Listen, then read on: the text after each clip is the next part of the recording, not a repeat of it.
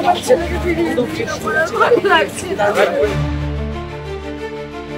দিলীপ ঘোষের সঙ্গে বিবাহের 1 মাসের মধ্যেই শোকের ছায়া রিঙ্কু মজুমদারের পরিবারে।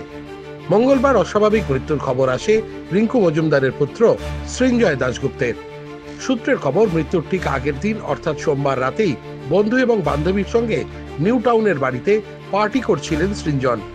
এরপরই মঙ্গলবার সকালে সৃঞ্জনের বাড়িতে গিয়ে তাকে অচৈতন্য অবস্থায় পড়ে থাকতে দেখেন তার বান্ধবী।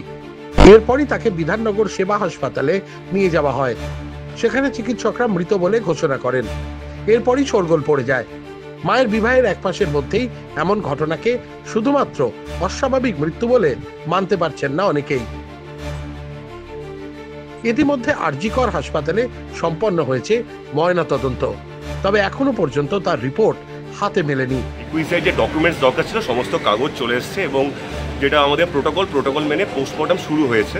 আশা করছি পোস্টমর্টম হয়ে গেলে আশা করছি আর 1-1.5 ঘন্টার মধ্যে we can be at our place, যে ওনারাও হাতে পেয়ে যাবেন সবকিছু।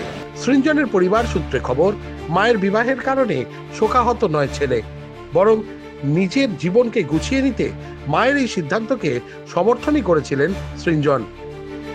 খাওয়া দাওয়া করছিল না, খুব এসে বেড়ে চলে যাচ্ছে, রান্না করতে পারছে না, ঘুম থেকে উঠেই অফিসে দৌড়চ্ছে। আমি বুঝতে পারছিলাম যে খাওয়া দাওয়া ঠিকঠাক হচ্ছে না। আমি তো সবাই ডিসাইড করেছিলাম আমি আজকে ওনাকে বলবো, আমি ছেলেকে আমি এখানে নিয়ে আসবো, নাহলে আমাকে ছেলের সঙ্গে থাকতে পারে, আমি ছেলেকে এখানে নিয়ে আসতে হবে। একটু ডিপ স্লিপে আর একটা হাফ প্যান্ট পরে বক্সার পরে শুয়েছিল। আর একজন মহিলা নতুন সোসাইটি পাশে গিয়ে একটা ছেলে ছিল, কিন্তু প্যান্টটা ফেরানোর জন্য বলছি অ্যাম্বুলেন্স আনলাম, অ্যাম্বুলেন্স ছাড়ো। আমি তো স্পিডে গাড়ি চালিয়ে গেছি। আমি তুমি অ্যাম্বুলেন্স দেখো, আমি আসছি, এক্ষুনি আসছি। আমি তো লাঠি লেবি পাগলের মতো দোকানের গাড়ির চাবি আর পার্সটা নিয়ে কি স্পিডে গেলাম। তখন উনি বললেন একজনকে, তুমি যাও তো ম্যাডামের সাথে। আমি কারো দিকে তাকাইনি, আমার শাশুড়ি মা ঘরে আরো ছিল, কিন্তু না তাকিয়ে আমি সিঁড়ি দিয়ে নেমে রুমে ঢুকে চাবি নিয়ে আবার বেরিয়ে গাড়ি স্টার্ট করে আসলাম। বাড়িতে এসে আমরা অ্যাম্বুলেন্স কখন আসছে কোনো ক্রমে ওইসব না করে গাড়িতে আবার সবাই ধরাধরি করে সিঁড়ি দিয়ে নামালে। তারা গাড়ির পেছনে বসালো, একজন বসলো, আমি চালিয়ে নিয়ে ওইতে গেলাম। ওইতে ওরা কেন জানি না বলছে ইমার্জেন্সিতে। তবে সৃঞ্জন দাশগুপ্তের এই অস্বাভাবিক মৃত্যুর কারণ কি, সে নিয়ে উঠছে নানান প্রশ্ন। ঠিক কারণ জানতে অবশ্যই নজর রয়েছে সময়ের দিকে। বিজেপি নেত্রী রিঙ্কু মজুমদারের ছেলে সৃঞ্জন দাশগুপ্তের মৃত্যু নিয়ে রহস্যে দানা বাঁধছে। তার মৃত্যুর কারণ কিন্তু এখনো পর্যন্ত সঠিকভাবে স্পষ্ট নয়। হাসপাতাল এবং পুলিশ সূত্রে যে খবর পাওয়া যাচ্ছে, তার মৃত্যুতে রয়েছে বিভিন্ন অসঙ্গতি।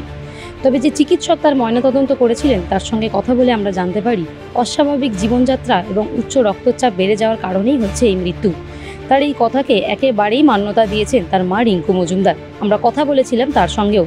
তিনি বলেছেন তিনি বেশ কিছুদিন ধরে লক্ষ্য করছিলেন ছেলের অনিয়মিত জীবনযাত্রা, তাই তিনি ইতিমধ্যেই সিদ্ধান্ত নিয়েছিলেন ছেলেকে নিজের কাছে আনা বা ছেলের কাছে গিয়ে থাকার এই সিদ্ধান্ত নেবেন।